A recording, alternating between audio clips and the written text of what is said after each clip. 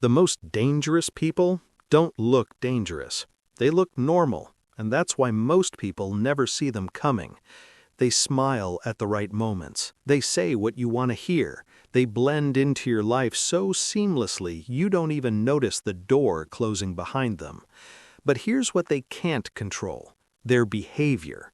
Words are easy to fake. Tone can be rehearsed, but behavior always leaks the truth, and if you know where to look, you'll see it every time. It starts with something insignificant. They show up 15 minutes late. No apology, just a casual excuse. They make a comment that stings, then laugh like it was a joke, and suddenly you're the one who's too sensitive. They borrow something, return it damaged, and somehow make you feel guilty for mentioning it. Here's what most people miss. These aren't accidents. They're tests. Every small boundary they cross, every microaggression they deliver, every time they gauge your reaction, they're learning. Learning how much you'll tolerate, learning if you'll defend yourself, learning whether you're someone they can control. There was a man in Rome who kept a journal every night, reminding himself that he'd encounter difficult people the next day, not because he was pessimistic, but because he refused to be caught off guard. He knew that preparation wasn't about expecting the worst, it was about not being shocked when it appeared. And here's the thing about these small violations: they're never isolated. The person who tests your boundaries with lateness will test them with disrespect later. The person who makes you uncomfortable with a joke will make you uncomfortable in bigger ways down the line. Because cruelty doesn't announce itself, it tiptoes in, one tiny step at a time. Watch how someone treats the smallest amount of power they're given, how they speak to a server, how they react when someone can't help them, how they behave when no one important is watching. That's not a bad day, that's character, and character doesn't hide for long. The Section 2, the shifting face. You've probably met this person. They walk into a room and light it up. Charismatic, engaging, everyone loves them. But then you notice something strange. The way they talk to the receptionist, cold, dismissive, like she's not even human. Or the way their face changes when someone with more status enters the room. Suddenly they're different, brighter, more animated, performing.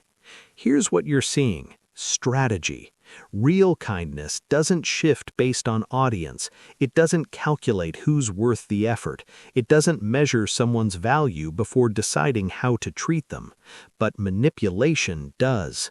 One of the old philosophers put it simply: character reveals itself in how you treat people who can do nothing for you. And manipulative people fail that test every time, because charm isn't connection. It's camouflage. They're not being themselves, they're becoming what they think you need them to be. And here's the part that makes it dangerous. It works.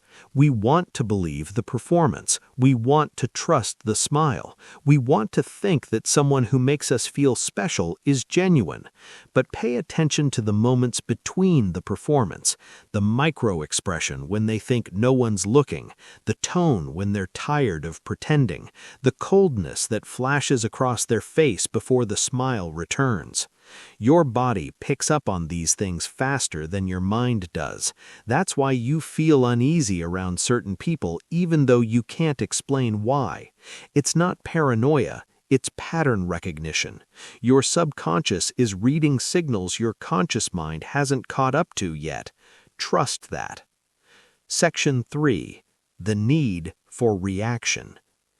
Here's something you need to understand about manipulative people. They're addicted to your response. They say something provocative, then watch.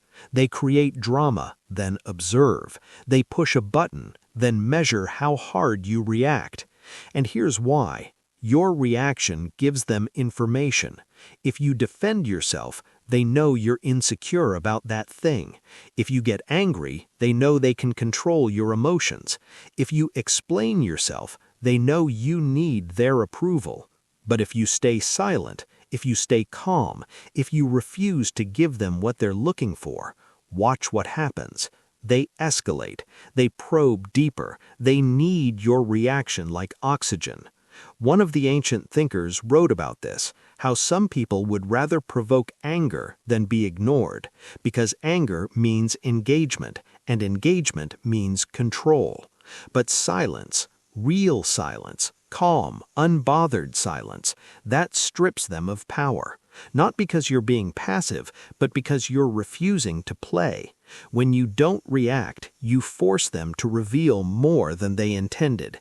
They start over-explaining, justifying, filling the space with noise. Because manipulative people are terrified of silence. Silence creates space for truth, and truth is their enemy. So they talk and talk and talk, trying to fill the void, trying to regain control of the narrative. But you just watch. And in that watching, you see everything.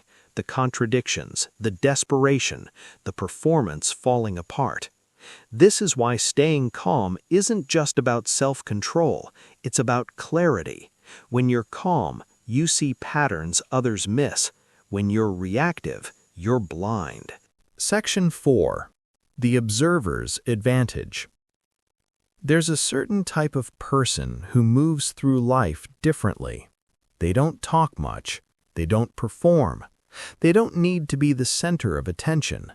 But they notice everything.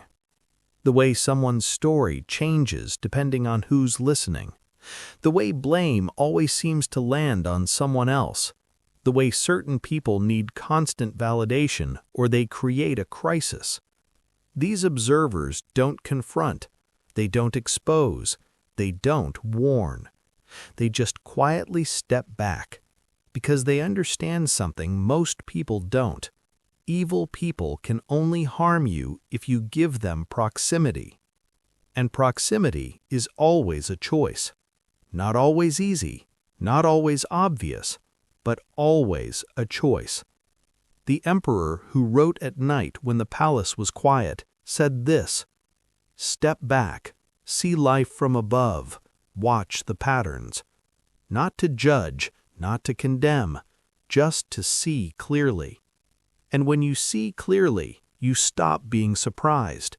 You stop making excuses for bad behavior. You stop giving second chances to people who showed you exactly who they were the first time, because people always show you. Not in what they say, in what they do when they think it doesn't matter. How they treat service workers, how they talk about people who aren't in the room, how they react when things don't go their way. These moments are X-rays. They show you what's underneath. And once you see it, you can't unsee it. That's not cynicism. That's awareness. And awareness is what protects you. Section 5. The Quiet Exit. Here's what separates someone who's awake from someone who's just paranoid. The paranoid person sees enemies everywhere. The awake person sees patterns. The paranoid person reacts. The awake person responds. The paranoid person needs to expose. The awake person just removes access. Because here's the truth. You don't need to fight evil people. You don't need to defeat them. You don't even need to call them out. You just need to stop letting them close. Every relationship in your life, every person who has access to your energy, your time, your peace, that's a choice you're making, and you can unmake it. Not with drama, not with confrontation, just with distance. Quiet, calm, permanent distance. The writer who sent letters to his friends about philosophy said something that still lands today. We suffer more in imagination than in reality. But he also knew some suffering is real, and it's caused by people who don't belong in your life. So you remove them, not out of anger, not out of revenge, out of self-respect. Because the moment you value your peace more than their presence, you become untouchable. not cold, not closed, untouchable. The most dangerous people don't announce themselves. They test you with small things. They charm you with performance. They feed on your reactions, and they count on you not paying attention. But you're paying attention now.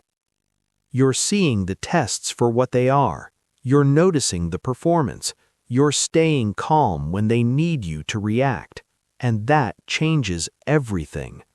Because once you see the patterns, you can't be manipulated by them. Once you trust what your body is telling you, you can't be gaslit. Once you choose your peace over their proximity, you can't be harmed. Evil people reveal themselves every single time, not because they want to, but because they can't help it. Behavior doesn't lie, and now you know what you're looking at. Not so you can be afraid, so you can be free. Free to choose who gets close, free to trust yourself, free to walk away without guilt. That's not cruelty, that's clarity. And clarity is the only real protection you'll ever need.